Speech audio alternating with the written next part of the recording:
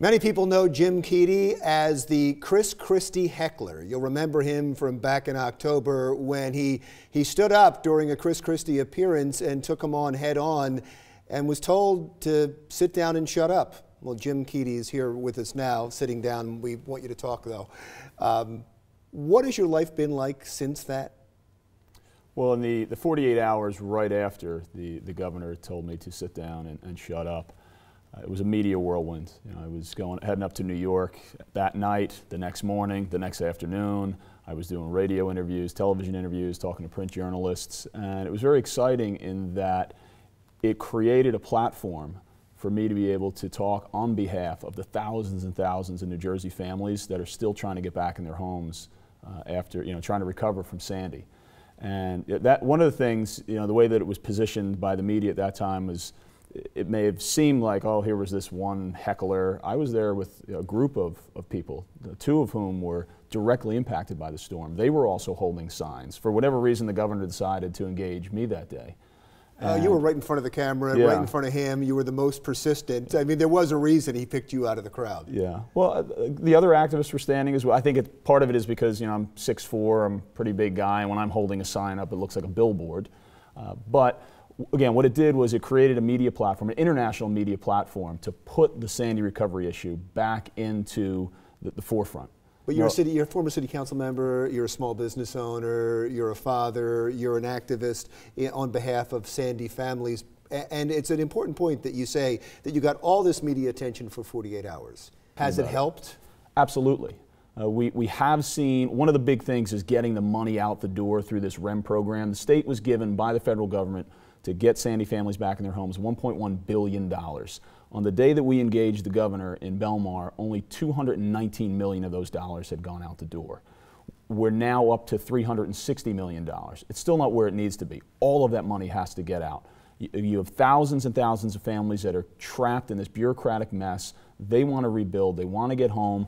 The temporary rental assistance that they got, that was to help them to cover the gap while they were rebuilding their homes, that money is dried up. You've really got people that are desperate at this moment. Stay on that point for a second, because that money has dried up, and yet they still have to pay a mortgage on sometimes a home that doesn't exist, and so those homes are going into bankruptcy. Absolutely, and we saw it today. The Asbury Park Press had a story out that there are more than 300 families in Monmouth and Ocean County who were directly impacted by Sandy that are going into foreclosure. Now, as a former elected official, I look at that and there's red flags going up all over the place, because if you start to have just a handful of homes that are boarded up, that are in foreclosure, now property values in the community that you're representing start to drop.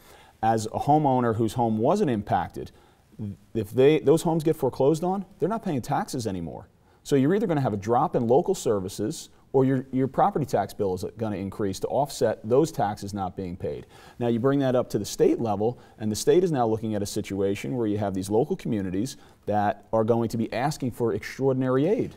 Have you ever had that dinner or drink with the governor that he said if you wanted to meet him afterwards? Sure. Yeah, on the spot, my family, as you mentioned, my family owns a restaurant in Ocean County, and I said to the governor, when he said, "I'll meet you anytime, anywhere, pal," I said, "All right, come to my family's restaurant tonight. I'll buy you the burger and the beer, and let's have a conversation." He said, "I'll have a debate with you." I don't want to debate. I want to help solve the problem. This is the state that I grew up in. I grew up in Belmar, New Jersey, that was devastated by Hurricane Sandy. I dropped everything for a month and volunteered there to help those families get things cleared out and cleaned up. And the other shoe that needed to drop was for the governor and his staff and the professionals to step in to help people rebuild. But I take it that meeting never happened. Never happened, no. And we did send a formal request to the governor's office to meet with the New Jersey Organizing Project. And a week and a half ago, I guess it was maybe 2 weeks ago. So it's not just you. You would like him to meet with all of the people involved in trying Absolutely. to get the Sandy money to the people who need it. Yeah. Now, what's in the future for you? Are you thinking about running? I am. As it said, I used to be on City Council in Asbury Park. And in digging into this issue and getting deeper and deeper, and I keep peeling the onion back and looking at just an abject failure of government on every level, it has really spurred me to consider making a run for the New Jersey Assembly in the 30th District.